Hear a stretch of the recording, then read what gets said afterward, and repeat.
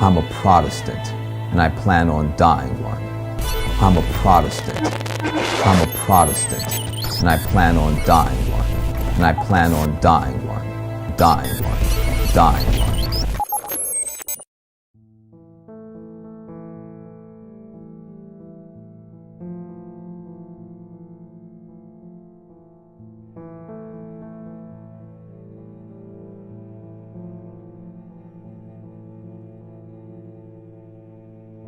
In the midst of an age that appeared to be a bleak, bottomless abyss of vice and ignorance, another man was ordained by the living God to be a vessel through which his light of truth could shine forth to the world.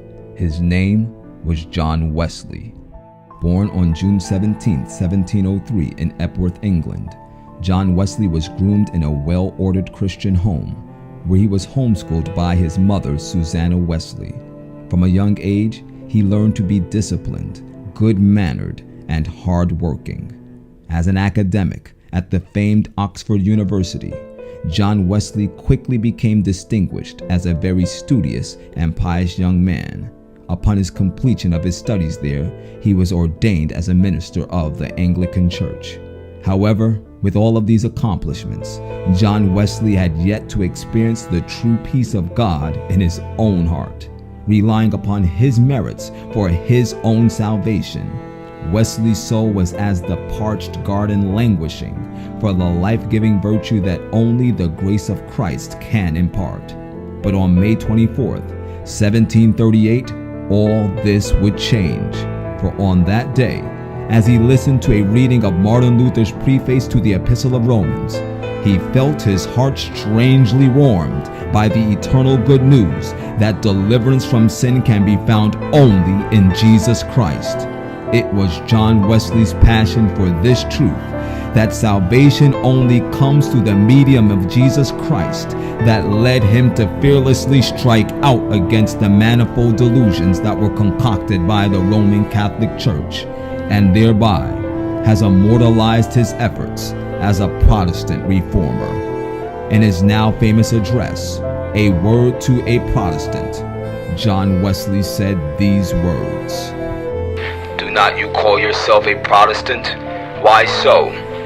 Do you know what the word means? What is a Protestant? I suppose you mean one that is not a papist. But what is a papist? Are you desirous to know what these words papist and Protestant mean?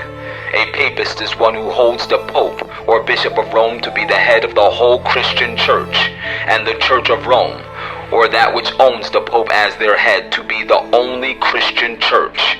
In the course of years, many errors crept into this church, of which good men complained from time to time. At last, about 200 years ago, the Pope appointed many bishops and others to meet at a town in Germany called Trent. But these, instead of amending those errors, established them all by a law, and so delivered them down to all succeeding generations.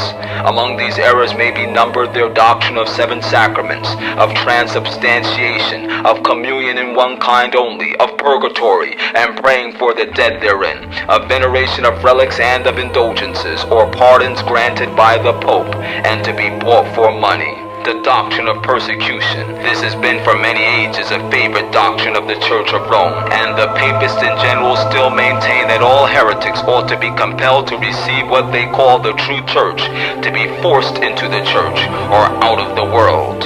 Well might our forefathers protest against these, and hence it was that they were called Protestants, even because they publicly protested as against all the errors of the papists. There's a challenge for you. So the protest has been over for 15 years. And I get a bit cheeky here because I challenge my Protestant pastor friends. If there is no more protest, how can there be a Protestant church?